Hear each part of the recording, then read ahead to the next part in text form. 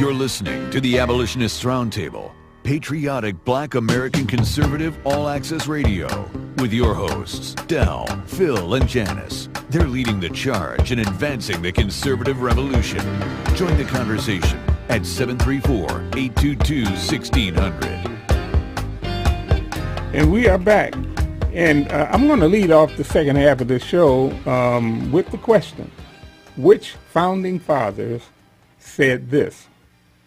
It cannot be emphasized too strongly or too often that this great nation was founded not by religionists, but by Christians, not on religion, but on the gospel of Jesus Christ. For this very reason, peoples of other faiths have been afforded asylum, prosperity, and freedom of worship here.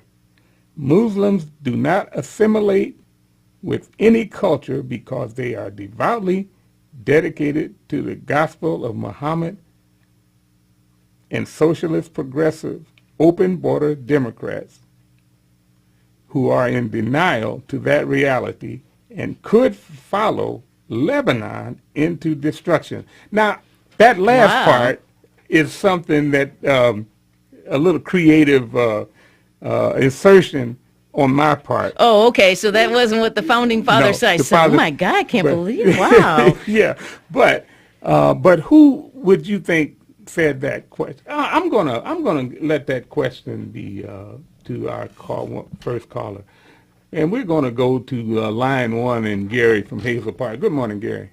Hey, good morning, Jefferson. Very close, very close. But no cigar, as Bill Clinton might have said. But all right. Hey, how you guys doing this morning? Well, I'm doing great. You're right on time, Janice, when you talk about the satanic media. These people are vile, disgusting, and the purveyors of lies. All they do all day long is twist the truth and give us a distorted view of what's really happening. It's really true. It's really true, Gary. You are spot on. It's amazing to watch and listen and see. Just the way they form their questions and the way they ask things. Even the girls on Fox, so Megyn Kelly does it. Yep. She just has this aura of supremacy about her, and she throws a question at you like, if you don't answer this right, you're a dog, you know? And it's like you said, it's amazing to watch, but they're getting away with it, and they keep getting away with it. But, you know, if the enemy, Obama, becomes the leader of the United Nations, the best man to be in office in the United States of America is Donald Trump, because he won't take his nonsense. He won't take it. So, and in fact, we might pull out of the United Nations at that point. That would be best. Pull them out of this country. I would hope that we wake up and make that a priority to, to his agenda if he is elected to get out of the UN, because it's only a platform to smack us around and make us seem like a country of racists and hooligans. And that's what bothers me, because they protect the real racists and the real hooligans of the world. Right. They're leading the invasion of our country by foreigners, by bringing them in there, bringing them in here. And Europe. Let's not forget Europe. And you did notice that the minute a man, Donald Trump, saying something truth about Hillary Clinton, the Democrats went on the House floor and started acting like a bunch of children to take the limelight away from them. Well, Gary, I'm going to say that when I read the quote that I did, I left it out. I'm going to read it again, and I'm going to let the next caller take a stab at it. Stay tuned and keep listening, and you'll find out who actually made that quote. Okay, well, take it easy, guys. All right. Thanks, Gary. And we are going to go to line 2. And good morning, Bruce. Good morning, Phil. Good morning, Gal. Good morning, Janice. How you guys doing today? Good morning. Let me read that. Let me read that quote again. And okay, well, I'll take a shot at it. Quote: "It cannot be emphasized too strongly or too often that this great nation was founded not by religionists but by Christians, not on religions, but on the gospel of Jesus Christ. For this very reason, peoples of other faiths have been afforded asylum, prosperity, and freedom of 56. worship here, unquote. And then I added my my little I bit heard to it, which we take a little liberty here every now and then to add our opinion. A little creative license. The way I look at it, I've got a 1 in 56 chance, right? Yeah, well, you do remember that founding father named Phil Stargell, don't you? Well, let's see. A couple of names come off the tip of my head here. First, I'd be inclined to say John Adams. Oh, ding, ding, ding, ding. Yeah, how about that, Bruce? Oh, really? Okay, Yeah, well, it's yeah. fantastic. That's great. One for one, batting 1,000. I wish the Tigers had a average like that. Well, maybe we ought to send them to Phil Stargell's school, the homeschooling. Maybe so. Hey, I wanted to touch real quick on this Brexit vote. I was listening to Breitbart News Daily on satellite coming into work this morning, and this looks like England looks like it might be the first domino to fall here because, from what I understand, Spain is getting ready to vote on a similar move. Germany is moving in that direction. Could I insert Norway, one thing? that type of thing. Yeah. Could I? Not the domino falling, but the brick in the firewall. The brick in the firewall. That's an even better analogy. To save Europe, because if they don't act soon, it's going to be lost. Just like Lebanon. I've been feeling pretty under the weather the last few days, but that really lifted my spirits yesterday when I heard the news, and all the pollsters were wrong as usual. Mm-hmm.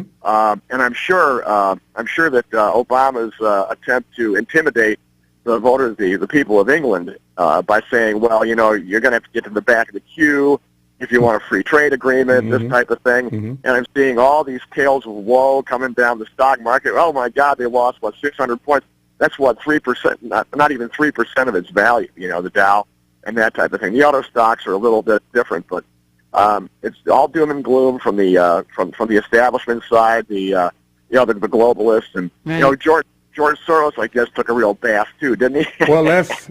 I wish he would. Yeah. He's the stinkiest, dirtiest person I know of. I wish he would take a bath. Yeah. Why wasn't he put on trial for war crimes after World War II? Good question. Was he too young, or had he too low of a profile? This guy turned in as many Jews as he could find to the Nazis. Well, the other question you might want to ask is, how did he get in to the United States when he was under indictment in, I believe, England and Indonesia? Really? Yeah. Really? For almost destroying the currency of both nations. Now, was that after Ted Kennedy's immigration reform thing passed in '65? It could be. See, this guy had enough money; he could buy his way into the country. Yeah, and that's what I'm concerned. That's what I'm concerned about right now is George Soros and Barack Obama manipulating things to make it so difficult for Britain to be able to manage on their own outside of the European Union. Yeah. That's the problem that I see in these next 7 months until we are hopefully freed from the clutches of the Democrat Party. Yeah. Right you are, Janice. Right you are. And one more thing real quick. The group is getting together today over at the National Coney Island at 12 Mile in Maine, there at Royal Oak, starting at 10 o'clock. And hope to see everybody out there. I'm working today, so I won't be able to make it, but I will be there in spirit. So you guys have a great weekend. And remember, today, June 25th, 1950, was the start of the Korean War. All righty, Bruce. So thank you all. Thanks all your veterans, and including you, Phil, for your outstanding service to our great nation. I wish we had more people in the military like you. All right, Bruce. Thanks a lot for your great words. Well, thank you, and God bless. All right. And happy Independence Day coming up. All right. Absolutely. Yes. All right. Take care, God. Okay, let's keep our republic. All right, Keep our republic. All right, that is what the whole idea of us reading this quote from John Adams, because here's the thing. They tell us that we, especially people like Lindsey Graham and Paul Ryan, the people that are in charge, currently in charge today, they are very good at saying things like, well, these countries are our allies. If we put up a wall or inhibit immigration from those countries, we're going to anger our allies. Well, these are not very good allies because let's take Saudi Arabia, for instance.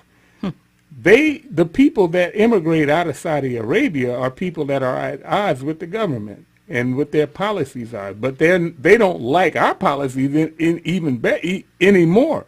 But they come here, and then they have money, and they also, the Saudi Arabian government funds mosques in this country. Oh, right. Oh, absolutely. And they're funding the very thing that is going to destroy this country, with the idea that any religion is sacrosanct and not allowed to have any limits on it. Well, but they limit the Christians. The problem is, as we talked about earlier, when the Islamists need religious liberty as a crutch, they call Islam a religion. Mm-hmm. When they need to have Islam be considered a political ideology so it can be infiltrated into our public schools, mm-hmm. because obviously the schools are not supposed to support any religion, so they say, well, Islam's not a religion, it's a political ideology, so you can talk about that. Yeah. So they're using, again, they're snakes with forked tongues. Yeah. They use both sides of the argument when it benefits them. And they use one side of the argument when they want to get their mission accomplished, and that is money. And that's where our people that are in power are letting us down. Oh, absolutely. That's the Rosetta Stone to get all kinds of things accomplished.